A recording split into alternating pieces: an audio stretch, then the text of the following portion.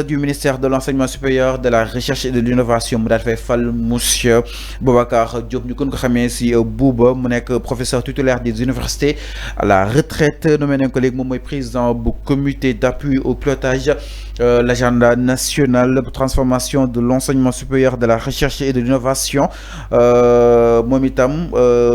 président Bassirou tey jii fal na ko fa benn nomination aussi mooy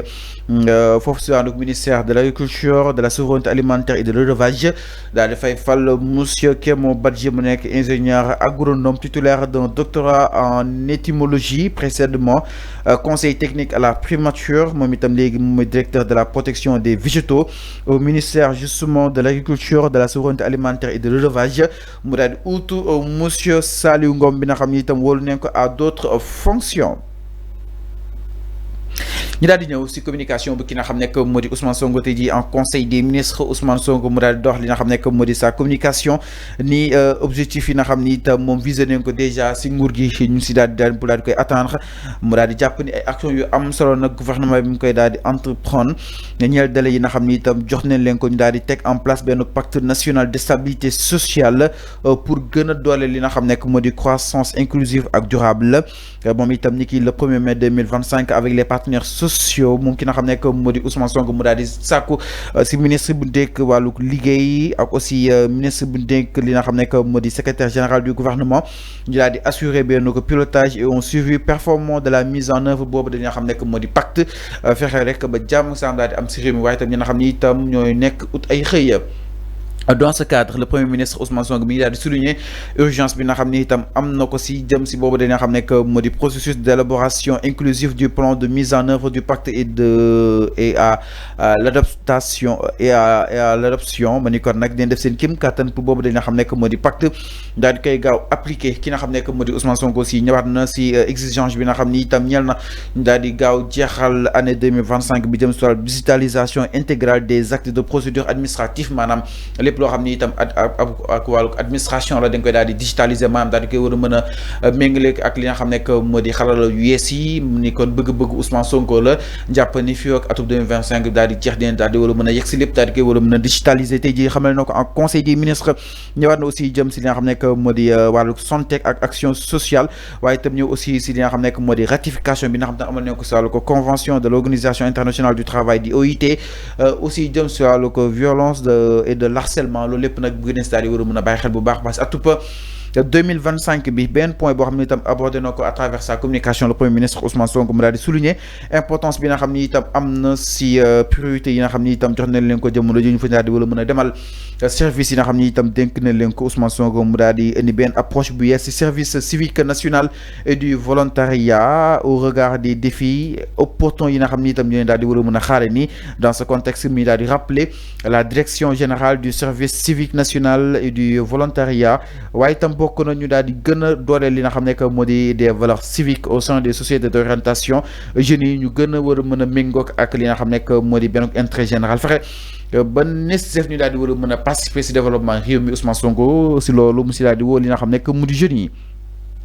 Le Premier ministre aussi mi ngi insisté tey jii en conseil des ministres sur la facilitation de l'insertion socio-professionnelle des jeunes par le développement personnel et professionnel et l'amélioration de leur employabilité par le biais du volontariat ma ni kon nag jëm si volonté bi nga xam ni itam jeunes yi war nañ ko daal di war a mën a am si wàllu liggéey gi mu daal di nekk ay actes yoo xam ni itam jamono ji ñoom teg nañ ko booral ñu daal di bëgg a amal li nga xam ne que moo di 27 fermes agricoles le Premier ministre mi ngi daal di invité les parties prenantes yéen si ay directions général du service civique national et du volontariat daal di amal benn ko li nga xam ne que moo di cadre de concertation pour daal di proposer li nga xam ne que moo di gouvernement bi yenn si ay orientation yoo xam tamit ko daal di war a mën a jëm si vision Sénégal 2050. Ousmane Sonko aussi ñëwaat na les propositions en la matière devront englober le civisme jàpp ne nag yar moo war a mën a jiital li nga xam ne que moo di wàllu wu ni mel le volontariat maanaam sénégalais yi nga xam ni itam ñooy jël benn volontaire daal di sóobu jëm si li nga xam ni itam day gën a ñu neel wàllu réew mi loolu day gën a wane seen ko nekkin si wàllu citoyen fii Sénégal la waaye itam ñu gën a aussi améliorer résultats yi nga xam ni itam ñu koy daal di defe nii le premier ministre mi ngi daal di relever l'opportunité offerte par les prochaines vacances scolaires yenn si ay valeurs yoo xam ni itam jeunes yi war nañ ko daal di war a mën a dëppoo ak ay navétanes entre autres yenn si ay concepts de vacances yoo xam ni itam day tax ñu gën a socialiser sénégalais ak aussi jeunes yi si wàllu xëy nekk socio-économique national. Sinon itam le premier ministre mi ngi daal di informer le conseil du prochain lancement bu li nga xam ne que moo di format bu programme seetal suñu réew maanaam danoo daal di changer li nga xam ne que moo di format bi dañ ko daal di amalaat lu yàgg du dara incha allah te itam loolu léegi da nga ko daal di tuddee seetal suñu réew ak koom-koom bu nekk benn ko appellation bu bees jëm si boobu dañoo xam ne que moo di concept bokk na ñu gën a améliorer l'efficacité et la pérennité si programme yi nga xam ne itam amal nañ ko waaye itam ñu gën a transformer li nga xam ne que moo di réew mi waaye itam ñu gën a yokk li nga xam ne que moo di koom geeg tolluwaay wi Ousmane Sonko aussi ñëw na si la promotion de l'économie verte maanaam garab yi nga xam ne itam war na tax ñu gën ko daal di war a mën a sàmm Ousmane Sonko aussi ñëw na si intégration d'une approche éducative solide. ñëw na aussi sur la diversification justement yenn si ay sources de financement yi nga xam ni itam mettre nañ ko en place digganteeg état bu Sénégal ak collectivité territoriale yi ba secteur privé bi ak aussi société civile bi ma ni kon nag léegi tuddul seetal suñu réew waaye seetal suñu réew ak koom-koom noonu la daal di tuddee mu nekk appellation bu bees bi nga xam ni itam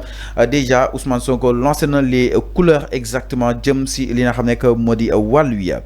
alors donc mi ngi noonu mu nekk l'essentiel justement de ce conseil des ministres encore une fois donc ma leen fàttali nomination yi tey jii ñaari nomination leen daal di opéré force daanaka présidence bokk na bu ki nga xam ne moo di monsieur Boubacar Diop ñu gën ko xamee si boobu mu nekk professeur titulaire des universités à la retraite nommé nañ ko léegi moom mooy président bu comité d'appui au pilotage de l'agenda national de transformation de l'enseignement supérieur et de la recherche mais aussi de l'innovation keneen itam di monsieur Kémo Badji mu nekk ingénieur agronome titulaire d'un doctorat en étymologie précédemment conseiller technique à la primature dorénavant léegi moom directeur de la protection des végétaux au ministère de l'agriculture de la souveraineté alimentaire et de l'élevage mu daal di utu monsieur Saliou Ngom bi nga xam ni itam wóolu nañ ko à d'autres fonctions et voilà ça n'est tout mesdames et messieurs merci de l'avoir suivi mais également l'ensemble justement des équipes en régie qui nous ont accompagnés depuis tout à l'heure. Merci à Cheikh Matala qui était notre invité. Si nga xam ne que moo di seen émission li nga xam ne que moo di le point de l'actu point bu dee dem ba ëllëg incha allah ak benn invité merci aussi l'ensemble justement de nos internautes qui nous ont accompagnés depuis tout à l'heure ñu bind ak ñu bindul merci un grand merci à Jaline Tourpou bonsoir à toi aussi et on se donne rendez-vous à demain dans le Talk de matinal à demain incha allah et bonne soirée.